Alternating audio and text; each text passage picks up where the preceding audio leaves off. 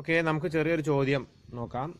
നമുക്ക് ജസ്റ്റ് ഒന്ന് ഇതിലൂടെ എന്താണെന്ന് ഒന്ന് കണ്ണോടിക്കാം ഈ ചോദ്യത്തിലൂടെ. Okay, on 1st January 2007 M Limited issued 2,20,000 9% debentures at a discount of 5% repayable.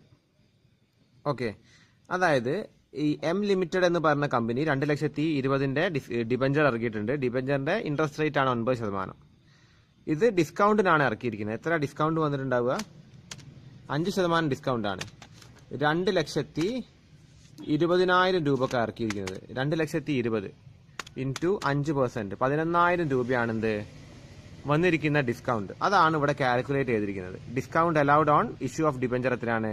11,000. അപ്പോൾ നിങ്ങൾ അത് ആദ്യം എഴുതി വെക്കുക. ഓക്കെ, ഈ ഡിബഞ്ചർ റിഡീം ചെയ്യുന്നത് ഇങ്ങനെയാണ്. ആദ്യത്തെ വർഷം 2007, അതായത് 2,20,000 അല്ലേ നമ്മുടെ ഡിബഞ്ചറിന്റെ വില. അപ്പൊ 2007 ഇത് ഇഷ്യൂ ചെയ്യുന്നത്. ഓക്കെ, അപ്പൊ 2007 ഡിസംബർ 31 ആകുമ്പോൾ 40,000 കൊടുക്കും. അടുത്ത വർഷം 2008 ഡിസംബർ 31 ആകുമ്പോൾ 80,000 കൊടുക്കും. അവസാന വർഷം എത്ര കൊടുക്കും? 1,00,000 കൊടുക്കും. ഓക്കെ, ആദ്യ വർഷം 40,000 കൊടുക്കും. അടുത്ത വർഷം 80,000 കൊടുക്കും. ഏറ്റവും അടുത്ത വർഷം എന്താണ്? 1,00,000 കൊടുക്കും. അതോടുകൂടി എന്തായി? ഡിബഞ്ചർ റിഡീം ചെയ്യും. ഓക്കെ, അപ്പോൾ show the amount of discount to be written off in each of the 3 years. 3 വർഷങ്ങളിൽ എത്രയാണ് ഡിബഞ്ചർ റൈറ്റ് ഓഫ് ചെയ്യേണ്ടതെന്ന് കാണിക്കാനാണ് ചോദിക്കുന്നത്. അപ്പോൾ അത് ഇവിടെ കൊടുത്തിട്ടുണ്ട്. 2007, അതായത് എന്താണ്? ആദ്യം ഇങ്ങനെ വർഷങ്ങൾ എഴുതുക. ആദ്യ വർഷം ബാലൻസ് ഇത്ര വരും. രണ്ടാമത്തെ വർഷം എന്താണ്? 40 പോയാൽ 1,80 വരും. മൂന്നാമത്തെ വർഷം ഈ ബാലൻസ് പോയാൽ എത്ര വരും? പിന്നെ ഈ വർഷത്തോടു കൂടി എന്താണ്? ഇതും കൂടി ഇല്ലാണ്ടാവും. പിന്നെ 4ാമത്തെ വർഷം ഇല്ല. ഈ 3 വർഷങ്ങളേ ഉള്ളൂ. ഇതിന്റെ അനുപാതം കണ്ടെത്തുക. അനുപാതം കണ്ടെത്താൻ എങ്ങനെ മതി? അതായത് ഇവിടുന്ന് ഇങ്ങോട്ട് മറച്ചു കഴിഞ്ഞാൽ എന്തായി? ഈ 4 പൂജ്യങ്ങൾ ഒഴിവാക്കിയാൽ 22:18:10 വരും. അതിനെ വീണ്ടും 2 കൊണ്ട് ഡിവൈഡ് ചെയ്യുമ്പോൾ 11:9:5 വരും. ഇതിന്റെ ടോട്ടലാണ് 25. അപ്പോൾ ഈ അനുപാതത്തിൽ എന്ത് ചെയ്യുക? ഇതിനെ എഴുതി വെക്കാം. അപ്പോൾ 11,000 ഇൻറ്റു 11/25 ഈ എമൗണ്ട് വരും. 9/25, 11,000 ഇൻറ്റു 9/25 ഈ എമൗണ്ട്. 11,000 ഇൻറ്റു 5/25 ഈ എമൗണ്ട്. എല്ലാം കൂടി ടോട്ടൽ ചെയ്യുമ്പോൾ എത്ര വരും? അപ്പോൾ ഈ എമൗണ്ടുകൾ എഴുതി വെക്കുക എന്നുള്ളതാണ്. ഓക്കെ, ഇതൊക്കെ ചിലപ്പം ചോദിക്കാൻ ചാൻസ് ഉണ്ട്. നമ്മൾ നേരത്തെ ചെയ്ത്, അതായത് ഇങ്ങനത്തെ ഒരു കണക്ക് ചെയ്തിട്ടുണ്ട് നമ്മൾ. ഓക്കെ, അപ്പോൾ അതിന്റെ ഒരു അടിസ്ഥാനത്തിലാണ് ഈ കണക്ക് വന്നിരിക്കുന്നത്. ഇനി അടുത്ത ചോദ്യം. A company issued 12% debentures of ₹1,00,000 at 8% discount redeemable at par. അപ്പൊ ഇവിടെ ഡിസ്കൗണ്ടിന് ഇറക്കി എന്താണ്? റിഡീമബിൾ അറ്റ് പാർ ആണ്. ഇവിടെ എത്ര ഡിസ്കൗണ്ട് കൊടുക്കുന്നത്? 10 ലക്ഷം ആണ് കേട്ടോ. സോറി, 10 ലക്ഷം ആണ്. 10 ലക്ഷം ഇൻറ്റു എത്ര ശതമാനം ഡിസ്കൗണ്ട്? 8%. 8 ലക്ഷം, സോറി 80,000 രൂപ ഡിസ്കൗണ്ട് കൊടുത്തിട്ടുണ്ട്. ഇത് റിഡീം ചെയ്യുന്നത് പാർ വാല്യൂലാണ്. Assume further that debentures are to be redeemed by drawing methods in the following manner. അപ്പോൾ ഓരോ വർഷം അവസാനം ഇത്രയും പിൻവലിച്ചിട്ടാണ് ഡിബഞ്ചർ റിഡീം ചെയ്യാൻ പോകുന്നത്. ഇവിടെ ഇയർ എൻഡ് ആണ്. ആദ്യ വർഷം അവസാനം ഡിബഞ്ചർ റിഡീം ചെയ്യുന്നില്ല. ആദ്യ വർഷത്തെ ബാലൻസ് അതേപടി കിടക്കുകയാണ്. രണ്ടാമത്തെ വർഷം 1,00,000 പിൻവലിക്കും. രണ്ടാമത്തെ വർഷം അവസാനം മാത്രം. മൂന്നാമത്തെ വർഷം എന്താണ്? 2,00,000 പിൻവലിക്കും. നാലാമത്തെ വർഷം 3,00,000 പിൻവലിക്കും. അഞ്ചാമത്തെ വർഷം 4,00,000 പിൻവലിക്കും. എല്ലാം കൂടി ടോട്ടൽ ചെയ്യുമ്പോൾ 10 ലക്ഷമായി. 10 ലക്ഷം 4 കൊല്ലം കൊണ്ടാണ് തീർക്കുന്നത്. പക്ഷെ ആദ്യത്തെ വർഷം ഒഴിവാക്കിയിട്ട്, ശരിക്കും 5ാമത്തെ കൊല്ലാണ്, പക്ഷെ 4 വർഷം കൊണ്ടാണ് ഇത് വലിക്കുന്നത്. അപ്പൊ ആദ്യത്തെ വർഷം യാതൊരു മാറ്റം ഉണ്ടാവില്ല. Pass journal entry for issue of debenture and ledger account of discount of debentures for 5 years, 5 കൊല്ലത്തേക്ക്. അപ്പൊ ആദ്യം തന്നെ നമ്മളോട് ചോദിച്ചിരിക്കുന്നത് ജേണൽ എൻട്രി എഴുതാനാണ്. ഓക്കെ, അപ്പൊ ജേണൽ എൻട്രി എന്താണ് ഇവിടെ കൊടുത്തിട്ടുണ്ട്? Bank account debtor 9,20,000, discount on issue of debentures account 80,000 to 12% debentures account. അപ്പോൾ ഡിബഞ്ചറിന്റെ വില 10 ലക്ഷം, ഡിസ്കൗണ്ട് കൊടുക്കുന്നത് 80,000. അപ്പോൾ 80,000 കിഴിച്ചിട്ട് 9,20,000 രൂപ ബാങ്കിലേക്ക് വരും. സ്ഥാപനത്തിലേക്ക് വരിക 9,20,000 ആണ്. ഡിബഞ്ചറിന്റെ വില 10 ലക്ഷമാണ്. അതിൽ 80,000 രൂപ discount on issue of debentures. ഇത് എഴുതി വെക്കുക.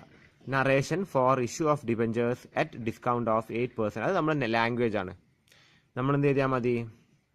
ഇഷ്യൂ ഓഫ് ഡിബഞ്ചേഴ്സ് എഴുതിയാലും മതി. ഓക്കെ, അപ്പോൾ അതാണ് ജേണൽ എൻട്രി. അപ്പോൾ ജേണൽ എൻട്രി നിങ്ങളൊന്ന് ശ്രദ്ധിച്ചു വെക്കുക. അത് കഴിഞ്ഞിട്ട് എന്താ അടുത്ത് പറഞ്ഞിരിക്കുന്നത്, pass journal entry and ledger account തയ്യാറാക്കണം. എന്തിന്? Of discount of debentures. അപ്പോൾ എത്ര വർഷം കൊണ്ട് എങ്ങനെയാണ് ഡിസ്കൗണ്ട് ഈടാക്കുന്നത് എന്ന് നമുക്ക് അറിയണം. ഓക്കെ, അപ്പോൾ നിങ്ങൾ ഓരോ വർഷം എന്താണ് നമ്മൾ മൈനസ് ചെയ്യേണ്ട ഡിസ്കൗണ്ടിന്റെ എമൗണ്ട് എഴുതി വെക്കുക. ടോട്ടൽ 5 വർഷമാണ്.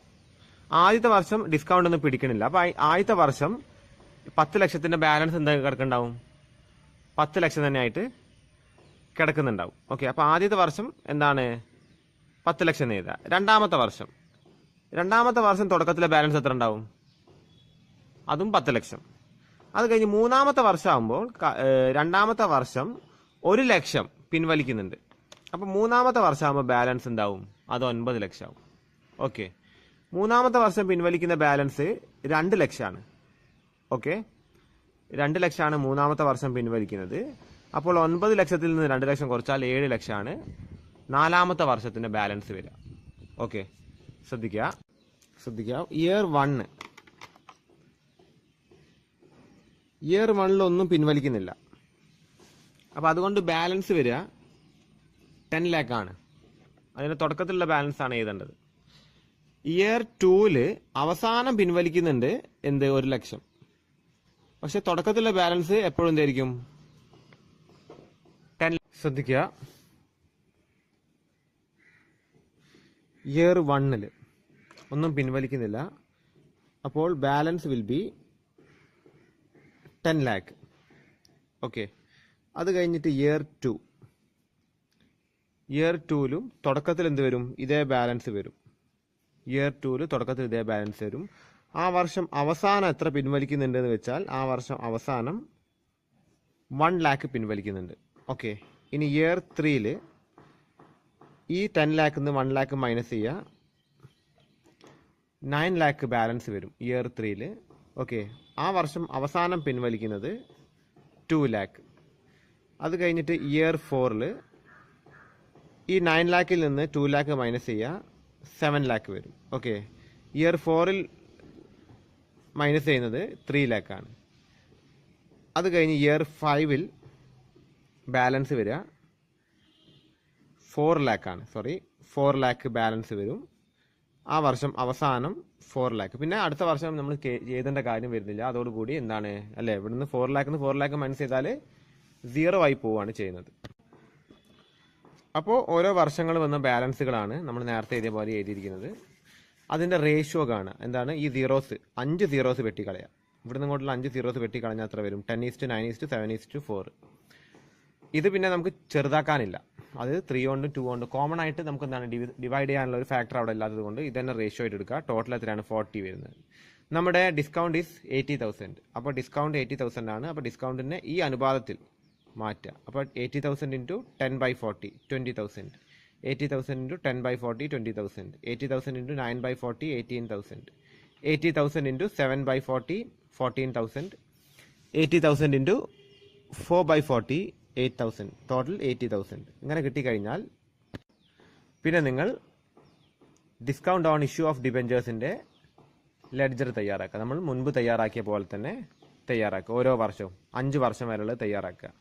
അപ്പോൾ ആദ്യം നിങ്ങൾ ജേണൽ എൻട്രി എഴുതുക. അതിനുശേഷം എന്ത് ചെയ്താന്ന് വെച്ചാൽ ഈ വർക്കിംഗ് നോട്ട്, അതായത് ഈ ടേബിൾ വരച്ചിട്ട് ഓരോ വർഷം പ്രതിവർഷം കിഴിക്കേണ്ട എമൗണ്ട്, ഡിസ്കൗണ്ടിൽ നിന്ന് കിഴിക്കേണ്ട എമൗണ്ട്, P&L നിന്ന് കിഴിക്കേണ്ട എമൗണ്ട് എഴുതുക.